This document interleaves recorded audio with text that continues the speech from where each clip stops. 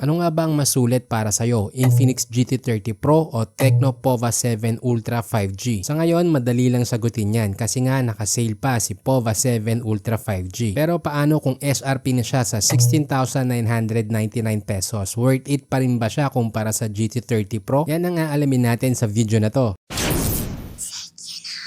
Unahin natin ang display. Pagdating dito, halos pareho silang AMOLED na parehong may 144Hz refresh rate. Kaya kung mahilig kang mag-scroll sa Facebook o manood ng Netflix, panalo ka sa kahit alin dito. Pero may konting edge si GT30 Pro dahil mas malaki ng konti sa 6.78 inch at may Corning Gorilla Glass 7 eye protection. Kaya mas kampante ka dahil meron kang extra protection sa mga scratches. Si Pova 7 Ultra 5G naman, mas mataas ng konti ang pixel density sa 460 ppi. Kaya asahan mong mas malinaw tingnan ng text at icons, bagay kung mahilig kang magbasa ng ebooks o mahilig sa detalyadong editing sa Canva o Lightroom. Kaya kung mas priority mo ang durability at mas malaking display, mas lamang ang GT30 Pro. Pero kung gusto mo ng mas malinaw sa visuals para sa mga movies or content creation, mas lamang si Pova 7 Ultra. Sa chipset at camera, wala tayong dapat pag-usapan dito dahil halos pareho lang, kaya diretso na tayo sa ibang specs. Sa battery, mas lamang talaga si Pova. Mas malaki yung 6,000 mAh at mas mabilis yung 70 watts charging. Si GT30 Pro naman may 5,500 mAh lang at 45 watts charging, pero mas magaan siya hawakan. Pareho din silang may 30 watts wireless at bypass charging. Kaya kung battery life ang usapan, panalo talaga si Pova. Ito din yung interesadong topic, yung presyo, dahil halos magkalapit lang sila. May SRP na 16,999